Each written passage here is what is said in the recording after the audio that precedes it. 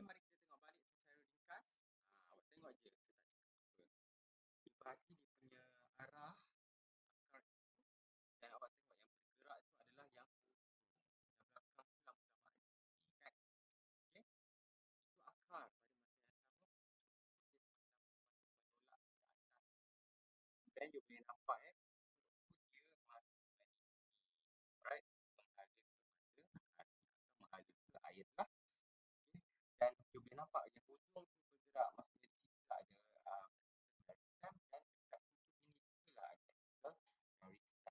Okay. Mari kita go into more details lah on the next slide. Okay, so basic concept for the plant growth. Okay, in order untuk grow, plant memerlukan contohnya adalah this one lah, sunlight. Dan yang kedua, plant memerlukan air and minerals. Water plus minerals. Okay.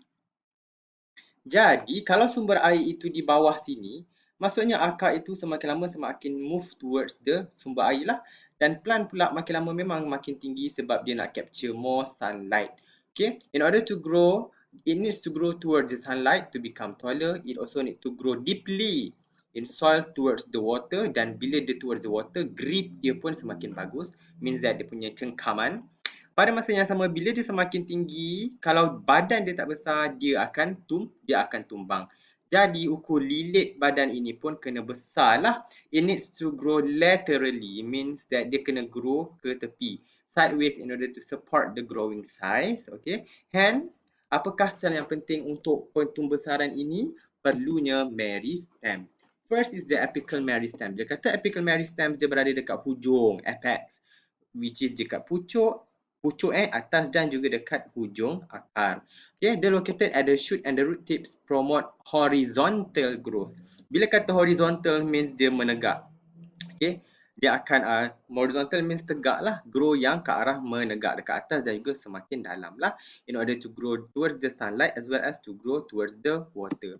Macam mana daripada, kalau you tengok gambar ni, daripada pendek macam ni, tiba-tiba dia dah tinggi macam ni. You boleh nampak kalau daripada lukisan yang saya lukis ini, okay, you boleh nampak bahawa dia punya stem cell ini memang sentiasa berada di hujung. Tetapi yang makin besar, yang makin bertambah dia punya sel adalah sel di belakang meristem ini. So macam mana dia boleh grow like this? Okay, walaupun dia dah semakin besar, you boleh nampak apical meristem tetap berada di hujung, tetapi yang membesar itu adalah sel yang berada di belakang meristem, apical meristem, termasuklah akar. So macam manakah ia grow? So basically, apical meristem itu berada dekat hujung kan. Cuma bila dia divide, as I said, daripada satu stem cell, okay, dia akan divide kepada another stem cell, tetapi another cell tadi dia akan become differentiated cells. Dia akan become cell yang lain.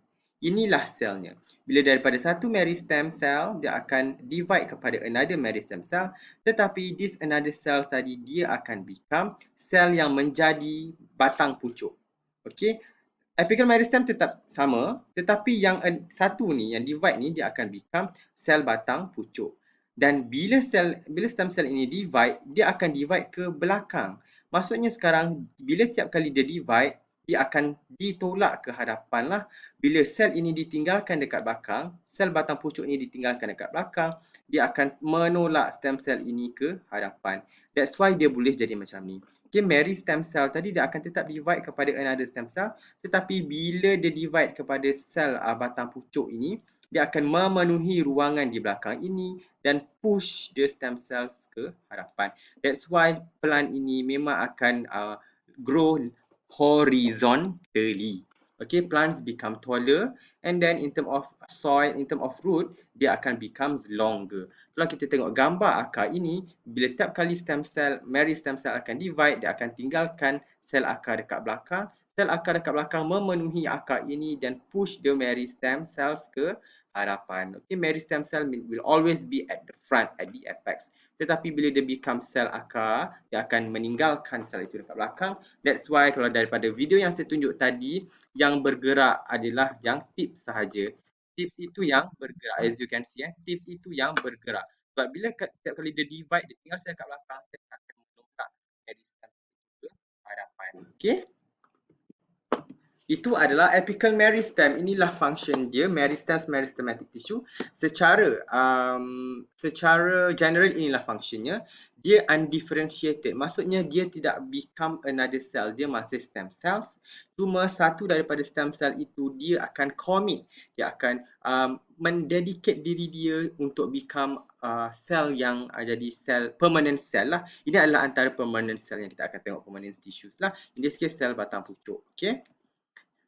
Kemudian kalau you tengok untuk meristem cell disebabkan dia divide, dia ada thin cell wall, small vacuole and then cytoplasm. Dia lebih kecil berbanding yang lain lah dan dia berada di hujung sini. Kalau awak tengok apical meristem ni dia berada dekat hujung ini sahaja.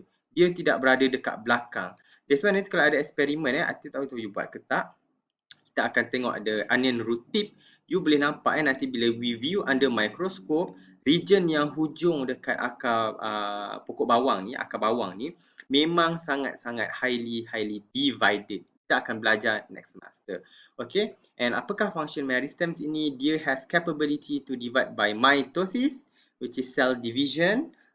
Bila saya cakap macam ni, ini namanya adalah mitosis, from one cell to two daughter cells, and then dia akan produce new cells continuously. Okay, dan this plant cells responsible for growth of the plant. You bayangkan kalau anak-anakku, you bayangkan kalau you ambil akar, you potong hujung dia ni. Bila you potong hujung, you rasa if let's say lah ni akar kan, then you ambil, you potong hujung ni, you buang. Adakah you rasa akar ini akan grow? Adakah akar ini akan memanjang kalau you potong hujung dia? Tidak. Bila you buang ke depan ini, you buang stem cell. Bila you buang stem cell, as I said, stem cell sahaja yang boleh divide. Bila dia dah become, when dia dah become, let's say, sel batang pucuk, when dia dah terminally differentiated, these cells dah tak boleh divide. Dia akan mati, dia akan hidup dan dia akan mati pada at one point. That's why hujung akar ni sangat-sangat sensitif. Bila awak menanam pokok, jangan awak sentuh hujung tu. Boleh sentuh tapi sangat-sangat berbahaya sebab kalau sel ini mati, akar memang dah tak akan tumbuh. Okay, ini adalah tips cultural daripada saya. Okay, menarik tak biologi? Ini yang saya nak tekankan dalam kelas. Okay, walaupun kita belajar, kita kena faham bahawa ilmu biologi itu lebih daripada paper. Okay, bila kita belajar pasal apical meristem, kita tahu bahawa part yang paling sensitif dalam pokok adalah dia punya pucuk dan dia punya hujung akar. So tak boleh sentuh. Kalau sentuh, plant memang tak boleh nak tumbuh dah, plant akan mati. Okay, that's why kalau kita makan kalau you perasan sini, dia katakan plant itu ada thin cell, untuk meristem ni, dia has thin cell wall. Bila kata thin cell wall, in term of kalau kita tengok kesegahan dia, kekerasan dia, disebabkan dia ada nipis, cell wall yang nipis. That's why maksudnya sekarang kalau banyak-banyak, dia akan jadi lembut. That's why pucuk, kalau pucuk paku tu, kalau kita makan, kita tak makan yang batang dia, kita makan yang pucuk sebab hujung dia tu lebih lembut kerana dekat situ ada stem cell yang ada thinner cell wall. Cell wall yang lebih nipis. Bila lebih nipis, bila kita gigit pun lembut je sebab dia punya cell wall itu nipis. You bayangkan, you ambil pokok pakis, you gigit batang yang tengah. Punyalah kereh kan? Tak boleh sebab dia ada thicker cell wall. Alright? Yang hujung-hujung ni dekat pucuk-pucuk, dekat akar itu je yang lembut lah. Sinilah ada apical meristem, sini pun ada apical meristem. Okay? As I said, apical meristem for active general of the shoot and function untuk primary growth of the shoot and the roots lah. Yang ada 3 jenis iaitu protoderm, ground meristem and procambium. Okay, just understand the concept only lah. Ya, protoderm, procambium and ground meristem. Kemudian bila plant itu semakin lama semakin tinggi, as I said, bila dia grow horizontally at one point, kalau dia tidak grow ke tepi, dia akan senang nak goyang lah. You bayangkan kalau ada orang 2 meter, orang tu 2 meter tetapi dia sangat kurus. Maksudnya dia, kalau kita tolak sikit ke kanan, dia pun nak tergolek je, dia punyalah tak stable. So maksudnya untuk seseorang itu grow makin tinggi, badan dia pun kena bidang, dia kena besar sikit, barulah dia stable. Okay, kalau orang bina badan tu, dia tinggi, bila dia bina badan, automatik memang helix lah. Disebabkan dia ada pembesaran dari ke kiri dan ke kanan. Dia membesar sekali dengan dia punya ukur lilit saiz badan dia. Kalau apical meristem itu dia penting untuk the horizontal growth. Jadi untuk for the support, bila plant semakin tinggi, kalau dia tidak mengembang, dia tidak grow laterally, plant akan goyang dan jatuh. Tiup angin tu teruslah terjatuh dan sebagainya. So maksudnya kena ada perkembangan di kiri dan kanan. Dan siapakah yang berfunction dia untuk to support for the growth that supports the plant, itu adalah lateral meristem. The second meristem tissue iaitu lateral meristem. Lateral meristem dia terletak dekat tepi-tepi sini. Dekat tepi-tepi batang tu memang akan ada lateral meristem. Okay, nanti saya akan tunjuk macam mana cara dia grow lah. Function dia is to promote the increase in diameter and the girth of the plant. Maksudnya dia nak daripada let's say ukur lilit ni 500 cm. Now dia dah ukur lilit dia become 100 cm. Dengan adanya this apical meristem lah. So bila dia semakin besar, dia akan support the growth of the plant dan juga especially dia sangat-sangat penting untuk pokok yang berkayu. Contohnya pokok kencengang, pokok kayu-kayu balak itu memang dia ada lateral meristem yang sangat-sangat prominent dekat dia punya batang pokok. Jadi macam mana pokok itu boleh membesar dari segi dia punya ukur lilit? So kalau sorry, saya sedap. Daripada gambar yang telah saya berikan, lateral meristem itu memang berada dekat di tepi-tepi. Dan sama juga macam sel apical meristem, bila dia divide satu lateral meristem, dia akan become the lateral meristem. Another divided cells dia akan become cell yang permanent. In this case, let's say cell ni lah batang pokok tu. Bila dia makin lama makin divide, dia akan memenuhi, sel batang pokok itu memenuhi dia punya ruang. Jadi dia akan tolak lah this lateral meristem keluar. Jadi bila dia tolak keluar, maksudnya sekarang ukur lilit pun semakin lama semakin besar sebab untuk menampung pertambahan saiz di dalam batang pokok itu. Jadi awak boleh nampak makin lama makin banyak sel. Kemudian lateral meristem akan continuously divide, akan menambahkan the population of this batang pokok punya sel, dan bila makin lama makin banyak, dia akan push this lateral meristem keluar. Pada masa yang sama, dia akan menyebabkan batang pokok ini semakin lama semakin besar. Okay, when the stem cells divide, it leaves the differentiated cells inside. Okay, menyebabkan akan berlakunya pertambahan daripada dalam ke luar. This allows the plant to increase in its size and diameter. Hasilnya ialah plant itu semakin tinggi dan dia punya size pun akan semakin besar. Jadi sesuailah untuk support the growth of the plant. Okay, untuk lateral meristem ada dua jenis, vascular cambium dan juga short cambium. Okay, this lateral meristem dia akan become xylem and phloem. Yang ni kita akan tengok sekarang. Okay, dia akan become xylem and phloem. Xylem bawa air, phloem dia akan bawa makanan, sugar dan sebagainya.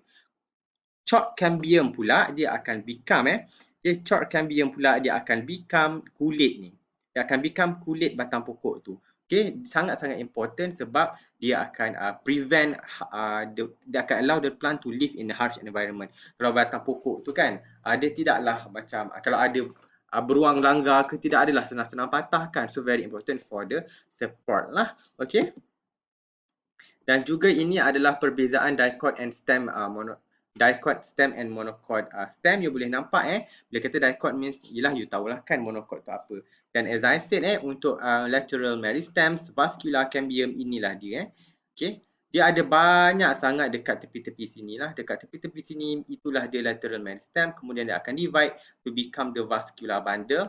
Dia akan become phloem and xylem and phloem. Ini adalah phloem and xylem. Ini akan bawa air, ini yang akan bawa makanan. Okay, sama juga macam this monocot stem, dia ada banyak sangat stem cell lateral meristem dekat sini. Dia akan divide to become this vascular bundle, iaitu phloem and xylem and phloem yang kita akan tengok later. But just to let you all know, ada dekat sini adanya apical meristem, lateral meristem. Okay, itu je konsep dia. Bila dia divide, dia akan memenuhi ruangan di tengah ini. Bila dia memenuhi ruangan di tengah ini, dia akan push the body, the growth outwards. That's why dia makin lama semakin besarlah dia punya diameter. Okay, ini adalah gambar yang telah diberikan. Okay. Kemudian in the next lecture kita dah cover the meristem tissue. In the next part of our lecture we wanna look macam mana daripada meristem tissue tadi dia akan become permanent tissues. Right? Tadi kita dah talk sikit pasal vascular bundle, which is this one lah, vascular tissue. Okay, daripada lateral meristem dia become vascular tissue, xylem and phloem. In the next part of our lecture lah. Okay, kita dah cover this one. Next video tengok permanent tissues pula.